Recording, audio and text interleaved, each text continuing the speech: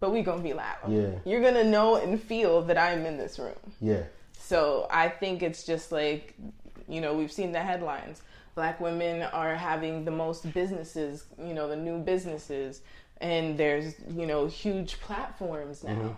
And so I'm also hoping that it spreads out to Black men and children so that we could all heal. Yeah, true. But I'm just hoping that, and also that people can be seen as the totality of themselves. Yes, instead of just this one thing. Yeah, if you are strong, it doesn't make you not emotional. Right. Or if you're strong, it doesn't mean that you don't need support. Right. Or you get what I'm saying? Like, yes. I think people should be just cared about more of the total, because it seems that, us Black people, we're the only ones that have to be seen in archetypes rather than everyone else. You know what I'm saying? In pieces. Right. So that's why, I agree 100%. I think I even wrote something like that recently. Like, to be strong does not mean I need less support. Right.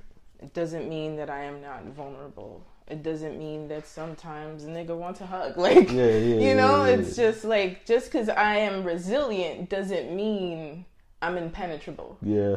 So and I feel like that's for everybody. Yeah. But sometimes we got to put a front more than other people, because then it's like, what's wrong with you? And it's like, nah, I'm feeling my feelings. Yeah. And you're okay to feel your feelings. Yeah. And that's the big point. You know what I'm saying? I think that with poetry, it allows us to be vulnerable. Mm-hmm. And even when we're being vulnerable on stage and other people just see it as art, we're able to express something we've been hanging on to. Mm-hmm. Yeah, it's like Kid Cudi. How?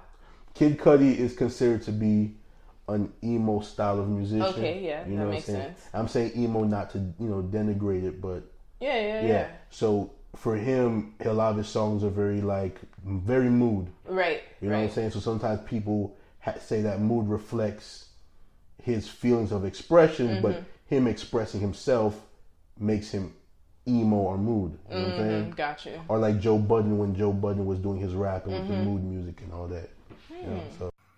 So Anchor and I have been kicking it for as long as Creatively Exposed has been alive, which September. And I am amazed at how easy it is to record an episode, edit an episode when on the go, either on my phone or in my laptop. And I'm getting paid for it. I get this sponsorship, and I don't need to have a huge listenership, which is pretty dope for the beginning. And it's free, y'all. So if you've been waiting to be heard on all of the sound waves, Apple, Google, etc., then this is your time. Get started on the Anchor app or online at anchor.fm and start that podcast today.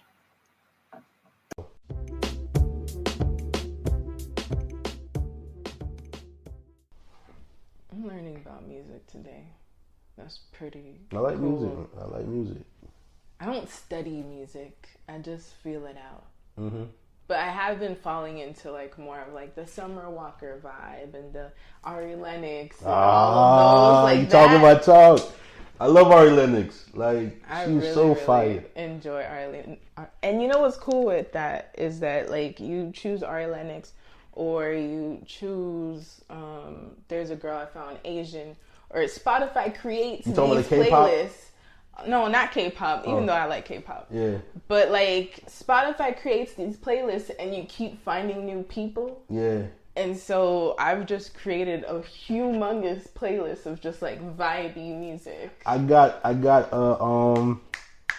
what's the word? I don't know the word. I got a vibe for you. For lack of a better word. Why not? You ever heard of Crystal Sounds? No. Crystal Sounds is a YouTube channel. Okay. A lot of the artists that are on there, they say high vibration. They use that word. I like them. Georgia Smith songs are on there. I like Georgia. EBZ, the artist, she's from North Carolina. I'll check that out. She's fire, right?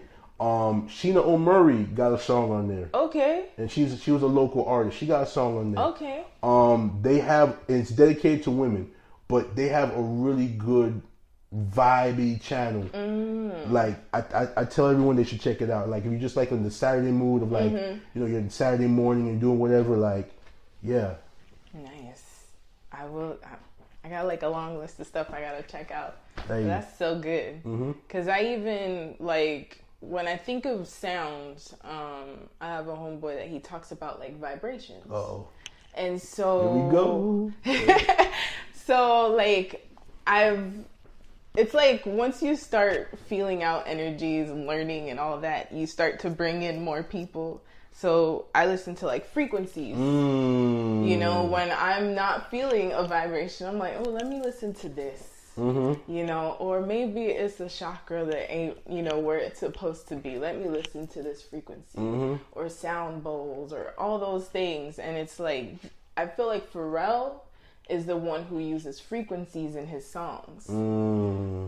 That's why when Happy came out, people lost their mind. But it's because he used frequencies that will make you feel happy. Different hertz and megahertz. Yeah. That is so interesting. You have a whole new movement. And my poetry, when it's in the production stage, it actually falls under this movement. So if you like go on a few Spotify playlists, you will actually find me under it because some of the things that I create actually go under what they call lo-fi. Okay. Yes. Which is low fidelity music, and I purposely record it like that because I like. It's like a gritty, grainy. It's not gritty like boom bap, like New York streets gritty, but it's grainy like this was made with an older recording, even though it's new. Nice. Okay. You know what I'm saying? Okay. So, and I like to do that. Space Ghost Perp, he's a Miami artist. He was one of the big major artists that do lo-fi, but lo-fi is basically they call it college music, study music. The radio station. Okay. They play a lot of that lo-fi stuff. All right. So yeah, you got. Fascinating. Yeah, you got lo-fi, and then they call it vaporwave and chill wave. Okay, so I know the chill one. Right. Okay, vaporwave. Right. All right. So these are like they're like things to study to, or things to sometimes fall asleep to, or just to even bring down like your heartbeat or whatnot. Yeah. So yeah, I really love that stuff. It really like helps you get into a certain vibe. Yeah, that is fascinating. I'm actually trying to finish like books and stuff, so that would probably help me. Yeah. Because I gotta get focused. I'm attempting NaNoWriMo, which it's intense. NaNoWriMo. So what it is National Novel Writing Month. Oh yeah, okay. I know what you're talking about. They got like a poem one. Bruh. This thing, I was like, I'm gonna write these 50,000 words in a month. Yeah. Sure. So it's about 1,700 words a day. I've done like 1,800, but we're working on it. Yeah. We're working on it. How much hours does it take for you to write 1,800 words? And I already know the story. You know, it's not like I'm trying to world build from something I haven't seen in my mind yet. Right. So, but it took me like 2 to 3 hours. And I already know the story. Yeah. And I'm like, people do this every day. Every day. That's crazy. You ever heard Ralph Ellison? No. I think he wrote 2 books in his life. Okay. The Invisible Man. And I think another one was named Juneteenth. Okay. Which he never finished, but they patched it together and put it up. Mood. So yeah. I feel him. Yeah. So pretty much his whole career was 2 books. And there's people who write books every month. Have you seen the book covers? I forgot the guy's name, but they'll have like book covers and it'll be like which preacher ate the cheese, or like they'll have different book covers. I've read something like that. And I'm like, those novels must be like at least 100 pages, 150 pages. Right. And you got like 40, 50 covers. And I'm sure they're real novels. Like they're not just troll novels. That's crazy. So the amount of time he's just like novels, that's crazy. Yeah. There's a group on Facebook that's like 20 books to 50K. Yeah. Or I may have that backwards, but it's like people who write books every few months. Yeah. And just put them out there and that's what they do. That's crazy. It's amazing. There's some for 99 cents or what? Some are probably like the 99 cents. Some are series. Yeah. They're part of like that Kindle Unlimited thing. So some of them might be free, but because it's part of the subscription, they're getting paid. And if you have a series, you know, if I read book 1, I want to read book 2 and 3. Right. That's true. And if you're like one of those 99 cent novel aficionados, then that's like heaven. Right. Right. People read. Yeah. They have a following. Yeah, that's cool. It's crazy. Are you writing a book? No. Or you just sound... Yeah, I'm not mad at you. Yeah. It's painful out here for writing. Yeah, I can, you know, us poets, like, some people write chapbooks, you know what I'm saying? Yeah. Some of us, we submit things to anthologies. Albums. Yeah. I got a couple. Yeah. I'll talk to you later, though. Okay. But, now I'm not really into the book. I'm not into book writing. Okay. There's nothing wrong with that. Yeah. You are saving yourself from a lot of grief. Because that's the thing. Like, I've always been a writer first before I started getting on stage. Yeah. So it's like, it's a weird transition because you can't write the same poem to perform it. It's a different sound. It's a different feeling altogether. Different construction. All of it. Because when I write, it's for like visual flair. Yeah. You know, I'm going to break up the words in a certain way so you can feel the vibe that I'm trying to give you. Yeah. I can't do that verbally because you don't see the words. So I got to change it. We'll talk later. Okay. Yeah. Yeah. But I know what you're talking about. I've had to learn that. Mm-hmm. And it's not bad. It's just they sound different. Yeah, it captures the audience different. Yeah. See what I'm saying? It's like Maya Angelou, you know what I'm saying? R.I.P. You know, rest her soul.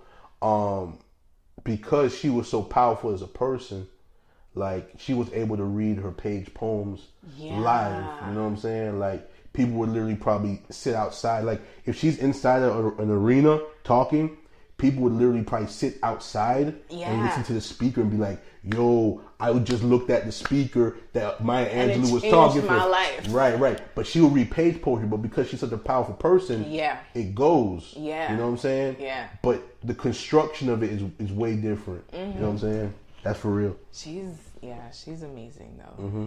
Because I've heard some of her recitals and it's like, this is changing my life right now. Yeah. So one day, you know, I tend to be very complex in my writing, so I have to change it up for when I'm going to perform. So it's been a journey. It's a transition, you know what I'm saying? Yeah. It's a transition. You ever heard of Sonny Patterson? Yes. I think if she were to write page poetry, like it would transfer very well. Like I'm sure she does, but I'm saying like if she were like, you know what, I'm gonna be a page poet, boom, boom, boom, boom.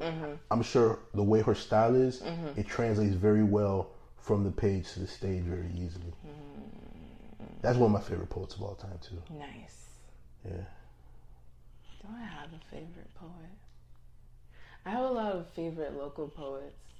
That as soon as I hear like the beginning of a poem, I'm like, oh, I know this one, and I get excited. That's a beautiful thing too, because it shows that you support the culture. Yeah. You see what I'm saying? Yeah. Yeah. But most events down here, if I go, I'm not sleeping. Like after I leave, I'm gonna just be hyped until like 1, 2 in the morning, and I'm just like, I can't do this. I gotta go to work in the morning. It'd be like, listen, it's really like that. Like I get so excited. And I just leave like, I'm ready to do stuff. Yeah, when you hear like good words, sometimes you're just driving around. You're like still trying to bring down from the whole vibe. Like the high of being in good company, good words, and people just like everybody who goes to a poetry event. You know, those are usually high vibrational people. Yeah. You know? Well, you know, high vibrational. They have different. You know, everybody. Yeah. You know, has their own, you know, their highs, their lows, but it's usually a good vibe when you walk in there. Can I tell you something? Go ahead. I'm gonna say this. Don't consider me a ruffian. You know what I'm saying?